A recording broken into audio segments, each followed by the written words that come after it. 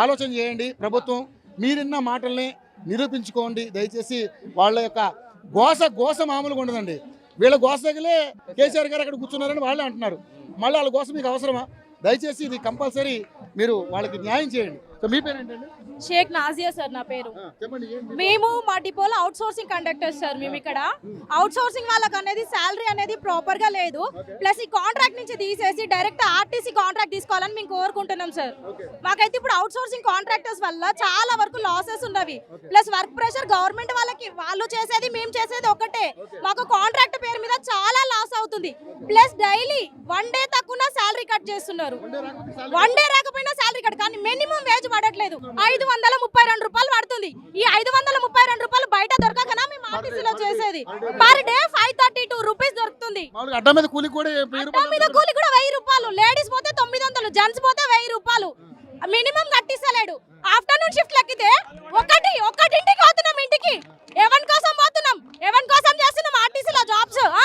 ఒకటింటికి పోతున్నాం. ఇండ్లకి పోతే ఆడోళ్ళకి ఒకటి అవుతుంది. ఇంత ముందు 9ంటికల్లా ఇళ్ళలో ఉండేటోళ్ళు ఆడోళ్ళు. ఎక్కడ చూడు ఆర్టీసీ 9ంటికల్లా లేడీస్ ఇంట్లో ఉండేటోళ్ళు. ఇప్పుడు నైట్ 1 రోడ్ల మీద తిరుగుతున్నాం. జనవరి 31 రోజు వెళ్తే 1 దాటింది ఇంటికి. మాకు ఇళ్ళలో పిల్లలు ఉండరా? సంసారం ఉండదా? మేము జాబులు చేయట్లేదా? బయట తక్కువ చేస్తున్నామా?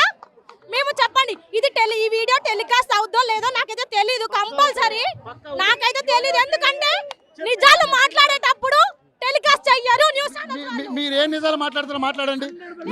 నా నెంబర్ తీసుకోండి. నా నెంబర్ తీసుకుని టెలికాస్ట్ చూడండి. కాంట్రాక్టర్స్ ఉన్నారు కదా, మనిషి దగ్గర వేలు లక్షలు దొబ్బి తీసుకొని మమ్మల్ని డ్యూటీలలో పెట్టుకున్నారు.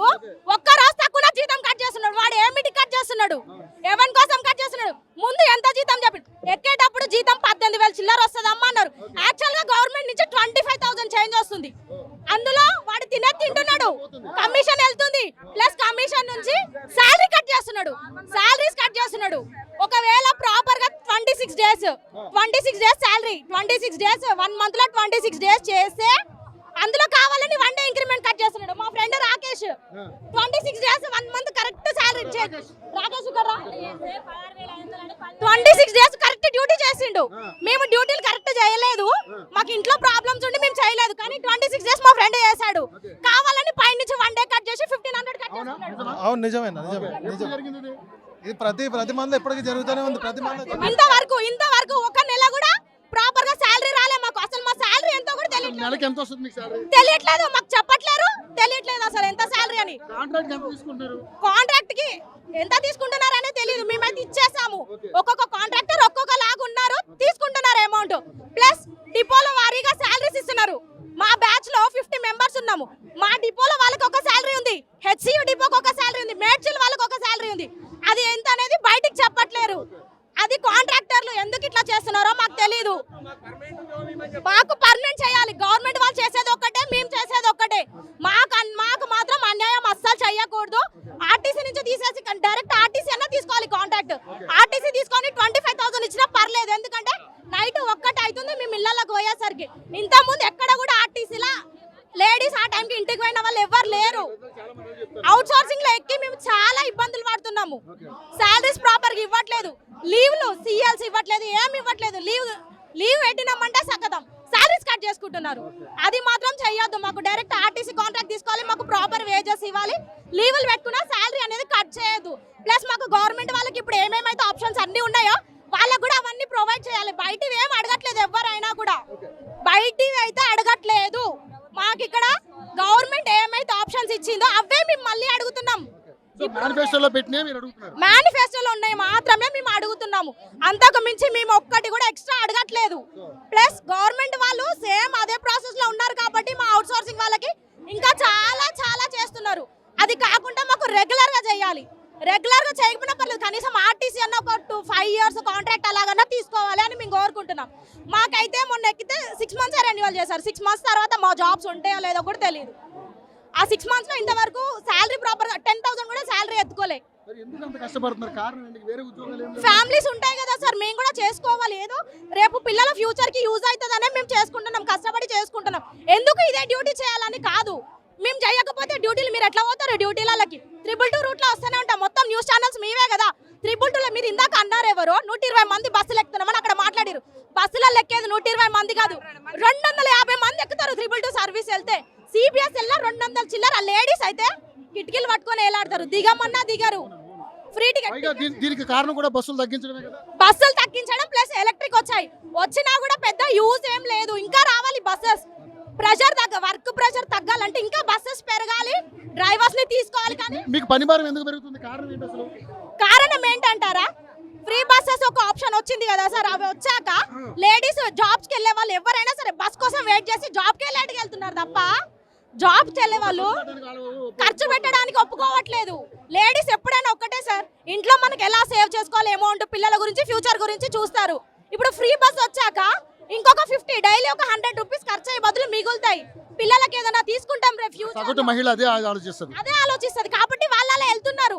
ఫ్రీ పథకం పెట్టడం అనేది గవర్నమెంట్ చేసిన ప్రాబ్లం కాబట్టి గవర్నమెంట్ దాన్ని సాల్వ్ చేయాలి సాల్వ్ చేసుకోవాలన్నప్పుడు ఇంకొక స్టెప్ ఏదైనా తీసుకోవాలి గవర్నమెంట్ అలాగే సైలెంట్ గా ఉండి కాంట్రాక్టర్స్ చేసుకుంటా పోతాం ఇప్పుడు గవర్నమెంట్ వాళ్ళకి 50,000 ప్లస్ శాలరీ ఇస్తున్నారు ఒక్కరికి ఇంక్రిమెంట్స్ అన్ని కలిపి 50 ప్లస్ వస్తుంది అదే అవుట్ సోర్సింగ్ తీసుకురనుకోండి అదే 50,000లో ముగ్గురిని పెట్టుకుంటాము వీనికి శాలరీలు కట్ చేసుకుంటా పోతామని ఈ ఒపీనియన్ తోనే చేస్తున్నారు గవర్నమెంట్ పాయింట్ ఆఫ్ వ్యూ లో గవర్నమెంట్ మీ నిబంధనలకి దిగి రాలేదు ఏం చేద్దాం నెక్స్ట్ ఏం చేద్దాం సమ్మె అసలు బస్సులు కదలకుండా ఉంటే అప్పుడు ఎట్లా రాదో చూసా రోడ్డు మీద బస్సు లేకుండా ఉంటే డ్యూటీలకు పోయేటాలు ఎట్లా పోతారు ఇప్పుడు ఒకటి సార్ బస్ ఇప్పుడు అన్నారు కదా బస్ కా పయ్యా నైచలే గాని ఆ స్లోగన్ కనుక మొదలు పెట్టినాం అనుకోండి మొత్తం వచ్చి కూర్చోవాలి కింద ఇక ఎట్లయితే పైకి ఎక్కిచ్చిరో అట్లా దింపనికి ఒక్క సెకండ్ కాదు ప్రభుత్వం 10 ఏళ్ళు అధికారం ఉందా అప్పుడు కూడా కేసీఆర్ గారు ఇదే చేశారు అయితే చాలా మంది మీలాంటి ఎంప్లాయీస్ చనిపోయారు అయినా ప్రభుత్వం దిగిరాలే ఇప్పుడు మళ్ళీ ఈ ప్రభుత్వం కూడా అదే చేస్తుంది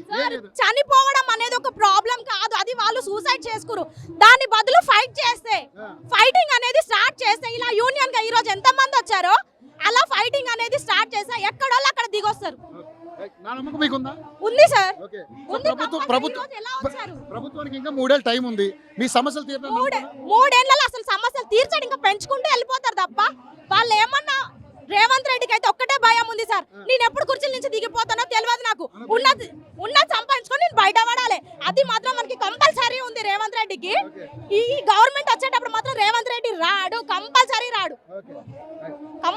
రాడు సార్ ఇమ్మీడియట్లీ తీరాలి కంపల్సరీ అవుట్ సోర్సింగ్ ని గవర్నమెంట్ చేయాలి పోనీ గవర్నమెంట్ చేయకుండా సరే ఆర్టీసీ అయినా కాంట్రాక్ట్ తీసుకొని మాకు ప్రాపర్ శాలరీ ఇవ్వాలి ప్లస్ మేనిఫెస్టోలో ఉన్నవన్నీ ఇవ్వాలి మాకు రైట్ సిస్టర్ మీరు మాట్లాడింది చాలా బాగుంది బట్ మీరు అడిగారు క్వశ్చన్ నన్ను టెలికాస్ట్ చేస్తారా లేదా అని నిజంగా మాట్లాడాను నిజంగా అని నేను టెలికాస్ట్ చేయలేనప్పుడు నా నంబర్ తీసుకో నాకు ఫోన్ చేయి ఎందుకు టెలికాస్ట్ కాలేదన్నా అని అడుగు తప్పకుండా టెలికాస్ట్ అవుతుంది నీ ఆవేదన రేవంత్ రెడ్డికి చెప్తా తెలియాలి సార్ ఇలా తెలిస్తేనే 1 by 1 ఇలా మాట్లాడుకుంటూ పోతే మీరు టెలికాస్ట్ చేయకుండా ఆపేసారు అనుకోండి ఎవరికి తెలియదు మా మ్యాటర్స్ మా బాధలు అనేవి అక్కడ నేను 1 hour నుంచి మాట్లాడదామని యోయో టీవీ ఛానల్ 1 hour నుంచి మాట్లాడదామని అనుకుంటున్నా కానీ నాకు టైం సెట్ కాలే ఇవ్వలేదు ఎవరు ఇదే యోయో టీవీ ఛానల్ ఆర్టీసీ ఉద్యోగం కోసం ఎంత కష్టపడుతుందో అడుగు మీ ఆర్టీసీలు అడగండి ఏదేమైనా ఇలా అందరూ కూడా ఆర్టీసీకి సంబంధించిన ఉద్యోగులందరూ కూడా ఒకసారి మన కెమెరా చూడండి ఒకసారి పైకి చూడండి ఒకసారి ఎంతమంది ఉన్నారో ఇది ధర్నా చౌక్ యాక్చువల్గా ఈ ధర్నా చౌక్ మొత్తం కూడా నిండిపోయింది దాదాపుగా నాకు తెలిసి 20,000 మంది ఉద్యోగులు